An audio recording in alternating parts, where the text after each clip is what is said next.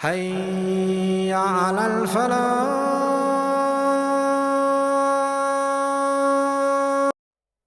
Think about more Quran than you ever have. You're going to memorize Quran this year in Ramadan. You're going to love reciting it, love listening to it, love talking about it, love listening to its explanation. This is what you're going to do. This is going to be your month of Quran. That's what Allah wants first. Then He says, فَمَنْ شَهِدَ مِنْكُمُ الشَّهْرَ فَلْيَصُمْ.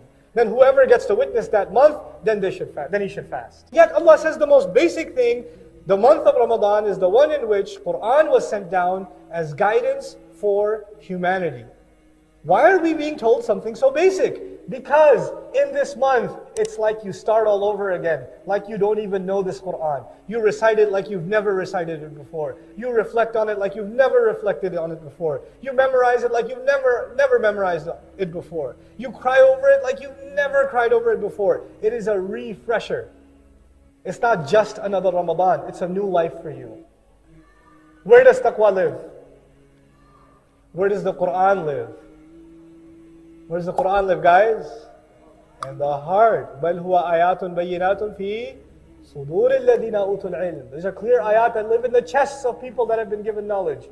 You want this heart, not only to have taqwa and fight your body, but to fight your body, your heart has to be strong. To be strong, your heart has to be fed. What does it have to be fed? The Quran.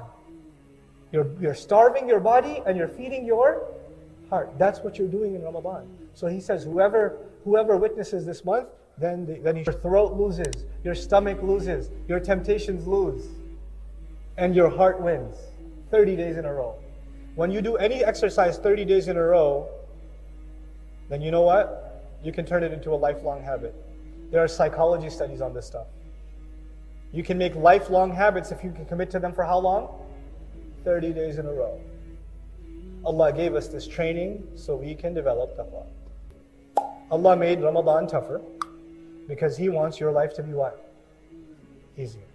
Learn taqwa here so you can save yourself for 11 months. It'll be better for you. Because when you save yourself from haram, when you save yourself from sin, when you save yourself from forgetting Allah, then your life becomes easier. Allah opens more doors of rizq. Allah makes your health better. Allah makes your family better. Allah makes your relationships with your kids better. He even makes your wife nicer.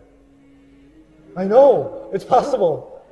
The first thing Allah wants you to think about when you think of Ramadan is not pakode, it's not samosa, it's not the ketchup, it's not the fries, it's not the sleeping during the Taraweeh.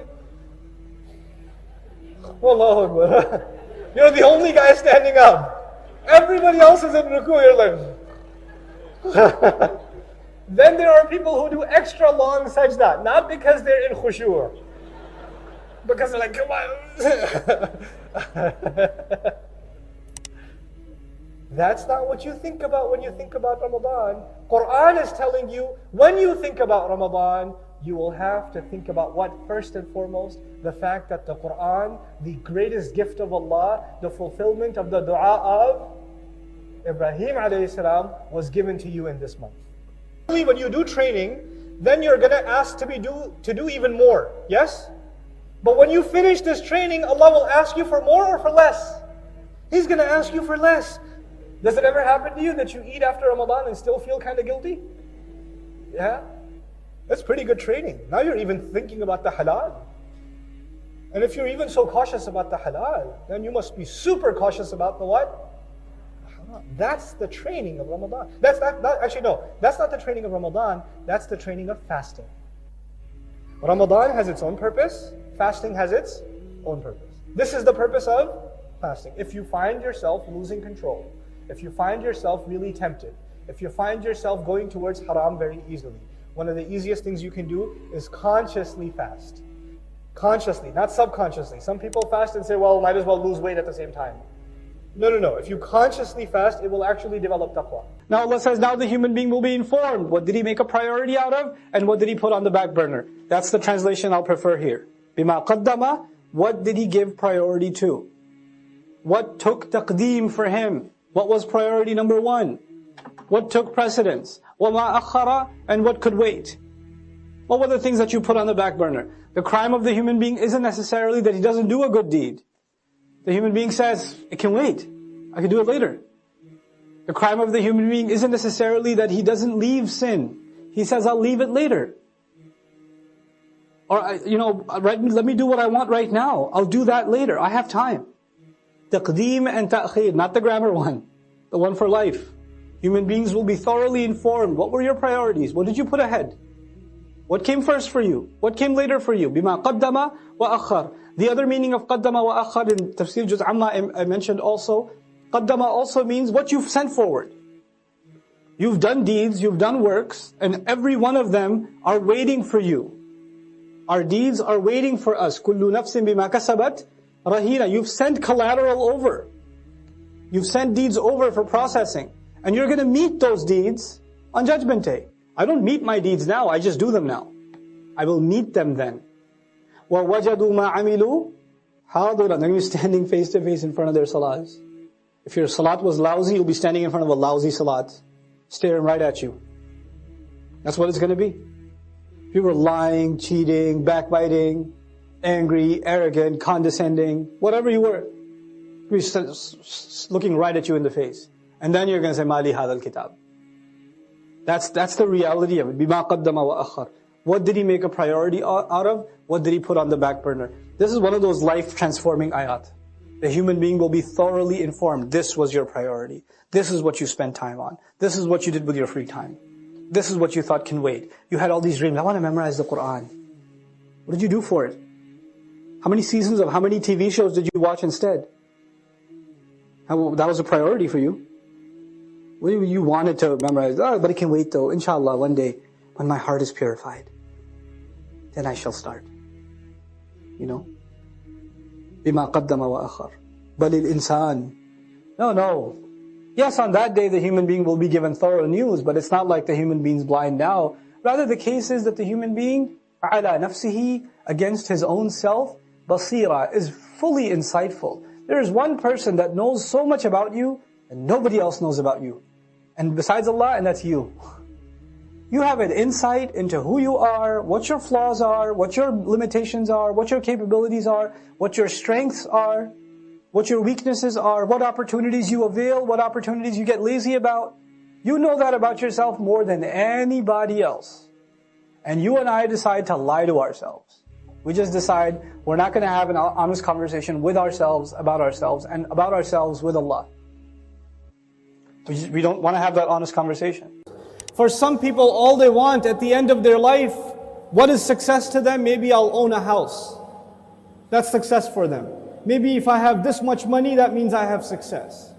Maybe if I got married to this one or that one, maybe that means I have success. But I go back to what I started with.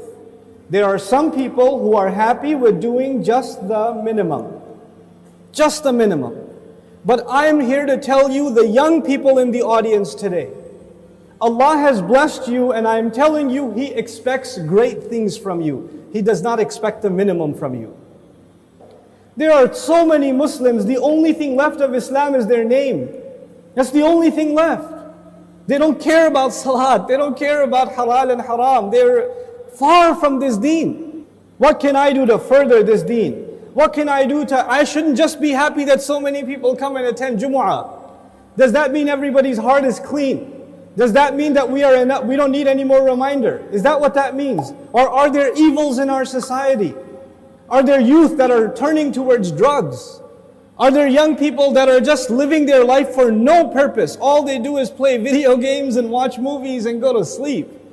And if you ask them for a purpose, they say, I want to graduate and get a job. Is that a goal? Get a job? Allah gave us such higher goals. Your job itself is a means to a higher end. But you know what? We are living in strange times. The people who need the da'wah the most today are the Muslims themselves. But even if you get a good job, but you don't do your job. You got the job, but you show up late every day. You got the job, but you don't finish any projects. You're sitting there at the desk wasting your time. You're going to lose that job. Somebody else will come and do it for you. You will not keep that job even if you qualified. Qualifications are not enough. You have to do the work. Allah Azza wa Jal is giving all of us, He's already qualified us. We are people of La ilaha illallah. We are already qualified. But that doesn't mean we're doing the work. if we don't do the work, if we don't concern ourselves, if we don't care, then you know what's going to happen. إِن تَتَوَلَّوْا يَسْتَبْدِلْ قَوْمًا غَيْرَكُمْ ثُمَّ لَا يَكُونُوا أَمْثَالَكُمْ. You turn away and Allah will replace you with a nation other than yourselves, and they will not be like you. They will not be lazy like you.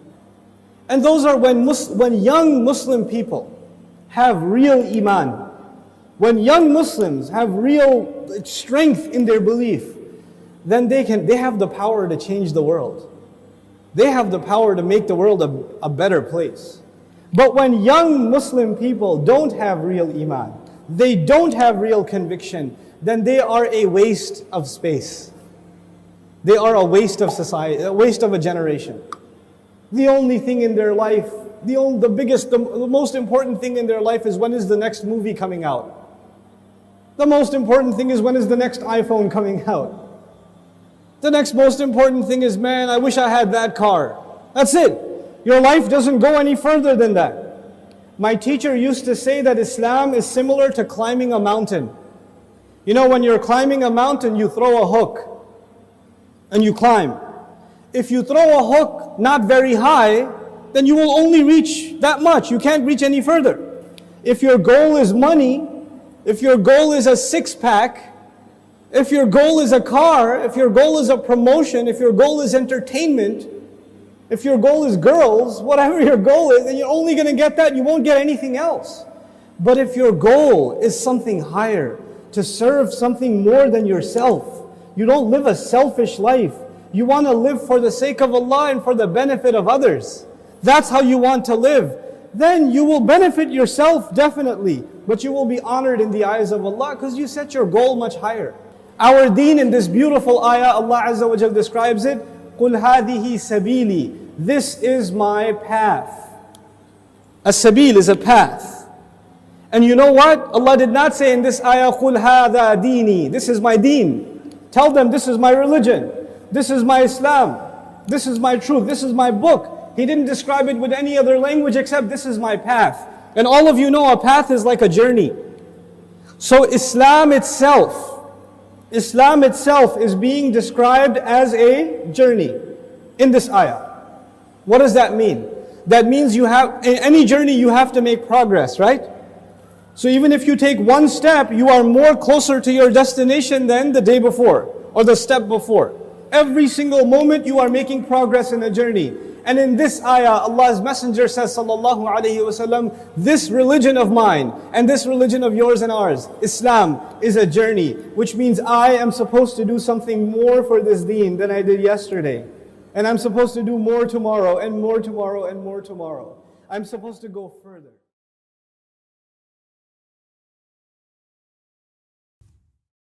Assalamu alaikum wa rahmatullah. If you enjoyed this video, please do share it with friends and family. If you want to see more videos from this series, click on the box at the top. If you want to see other videos, click on the box at the bottom. And don't forget to hit the subscribe button. Thanks.